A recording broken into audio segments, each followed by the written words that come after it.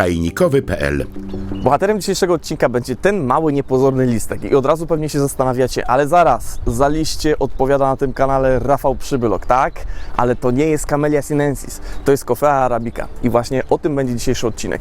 Nie jest to jakiś taki przepis bardzo popularny, jest to rozwiązanie raczej niszowe. Tak naprawdę stosuje się je tylko w kilku krajach w taki powszechny sposób, głównie w Etiopii, również w Sudanie, Sumatrze.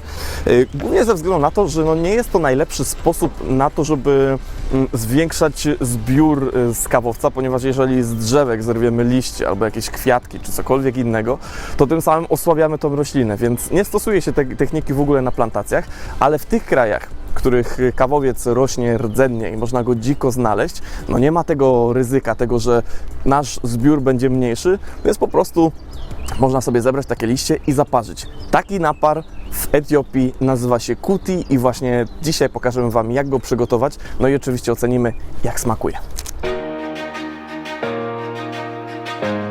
Pierwszą rzeczą, którą muszę Wam wyjaśnić, to skąd ja w ogóle mam te liście, skoro są dość trudno dostępne i w zasadzie trudno ich szukać w sklepach internetowych.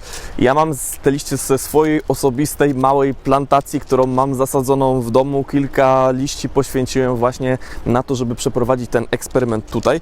Te liście trzeba odpowiednio przygotować. Przede wszystkim na samym początku postawić je na słoneczko, żeby straciły wilgotność, żeby po prostu wyschły, a następnie delikatnie podprażyć. Nie starałem się tutaj mocno ich podprażać ze względu na to, że nie chciałem, żeby były dymne, niesmaczne.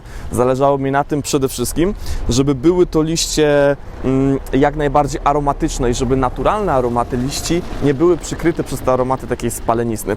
Więc jeżeli chcecie mieć stały dostęp do dobrego naparu, wystarczy zakupić sobie drzewka kawowca, hodować je w domu, zrywać liście, co tu dużo gadać, na owoce to próżno czekać nawet latami, więc liście mogą Wam ten deficyt jak najbardziej uzupełnić. Zrywacie sobie liście, suszycie, podpraszacie, a potem zabieracie się za parzenie.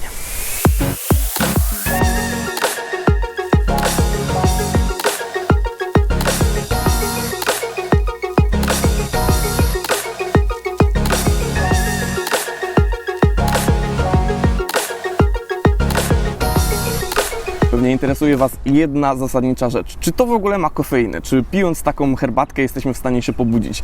Niestety nie ma tej kofeiny aż tak dużo. Można powiedzieć, że ma, ale tyle co zdekofeinizowana kawa, więc praktycznie szczątkowe ilości, kilka procent. Natomiast jeżeli mówimy tutaj o właściwościach zdrowotnych, to tutaj warto wskazać na to, że jest to bardzo duża ilość przeciwutleniaczy, nawet 2 razy większa niż w zielonej herbacie. I tutaj od razu możemy poruszyć jeszcze jeden temat składnika takiego, który jest najistotniejszy w kontekście właśnie tych prozdrowotnych właściwości, a mianowicie mangiferyny, czyli czegoś, co możemy znaleźć na przykład też w mango. I jest to substancja, która będzie idealnym uzupełnieniem diety dla wszystkich diabetyków, dla tych, którzy dbają o to, żeby poziom cukru był stabilny i nie ulegał różnego rodzaju wahaniom. Mangiferyna jak najbardziej Wam w tym pomoże.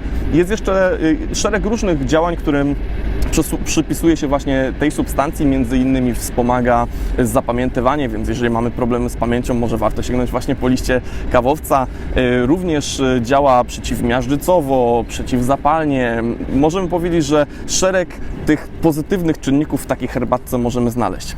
Pytanie jest jedno, bardzo podstawowe. Czy to w ogóle smakuje? Czy to w ogóle jest dobre? Z tego, co tu widzę, powolutku się to zaparza. Pewnie gdybym podprażył to mocniej, byłoby to ciemniejsze. Na razie widzę tylko taki delikatny, zielonkawy kolor. Poczekajmy jeszcze chwilę i spróbujmy, jak to smakuje. No i pozostał ten moment taki, w którym możemy w końcu spróbować, jak to smakuje. Przelejmy sobie zatem to do czarki. Mamy delikatny, zielonkawo-słomkowy kolor. Wszystko nam się tutaj pięknie nawet po brzegi nalało. Musimy spróbować w takim razie, jak to smakuje, a jestem bardzo dobrej myśli, bo pachniały liście naprawdę bardzo fajnie.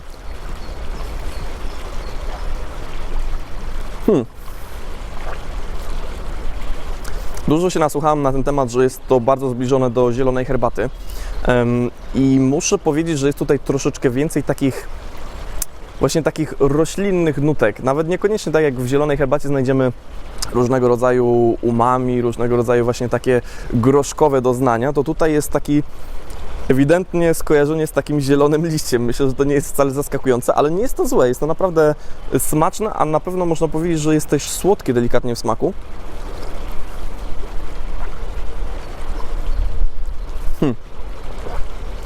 Jestem zaskoczony, bo wyhodowałem to w domu.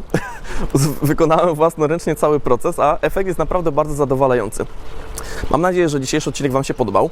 Mam nadzieję, że zachęciłem Was do tego, żeby hodować kawowiec w domu i nawet jeżeli nie możecie liczyć za bardzo na plony w szybkim czasie, to możecie w końcu wykorzystać liście i zaparzyć sobie takie liście w domu, wykorzystując swoje własne małe poletko z plantacji kawowca.